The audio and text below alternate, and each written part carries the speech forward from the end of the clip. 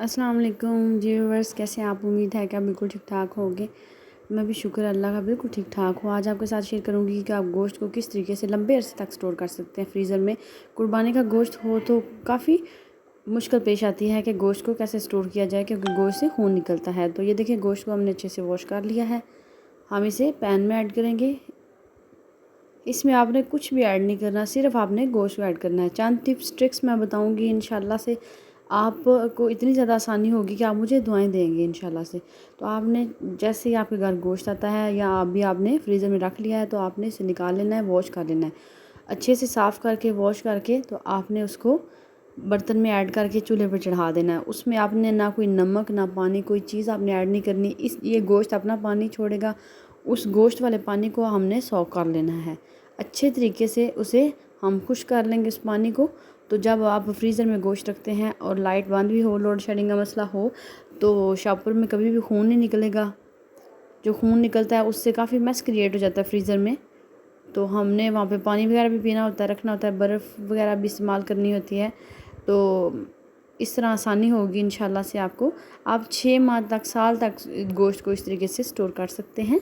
लेकिन कुर्बानी का गोश्त 6 माह तक आसानी के साथ आप इसे स्टोर कर सकते हैं। ये देखिए, गोश्त अपना पानी छोड़ रहा है, इसी पानी के अंदर हमें इसे गला लेना है। तो ये तकरीबन 50% कुक हो जाता है अपने ही पानी में।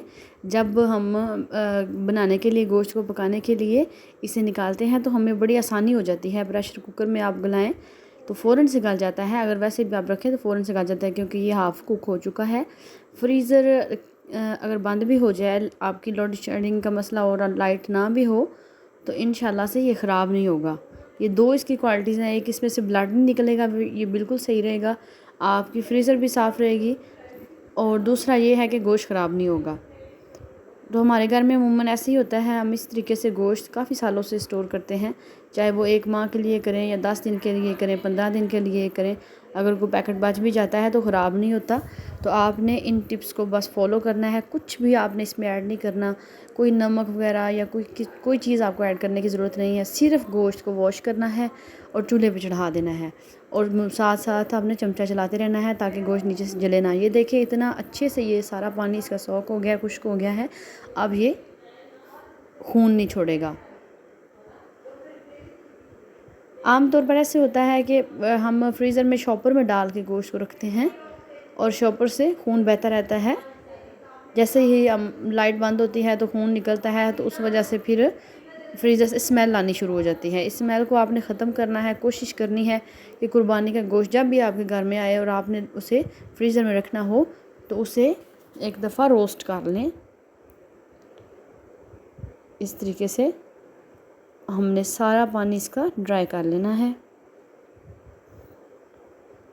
तकरीबन आप इस पानी को ड्राई करते हैं तो आपका 20 मिनट लग सकते हैं। 20-25 मिनट में ये आसानी से इसका पानी ड्राई हो जाता है। तो ये देखें, ये मटन था और बीफ है, ये बीफ है, बीफ भी अच्छे तरीके से, ये देखिए, इसका पानी ड्राई हो चुका है और ये कुक हो चुका है। और अगर आप मेरे चैनल पे नए हैं और आपको ये मेरी टिप ट्रिक पसंद आई हो, तो प्लीज़ मेरे चैनल को सब्सक्राइब करें, लाइक करें और साथ ही लगे बेल के आइकन को दबा दें, ताकि मेरी आने वाली हर नई वीडियो सबसे पहले आप तक पहुँचे। अल्लाह पाक सब के रिज़्क़ हालाल में बरकतें डाले, कभी किसी को किसी का मोहताज ना करे। इस दुनिया में जितने बीमार हैं सबको शिफाए कुल्ली अता फरमाए, आमीन सुम्मा आमीन। मिलते हैं नेक्स्ट वीडियो में। अल्लाह हाफ़िज़, टेक केयर।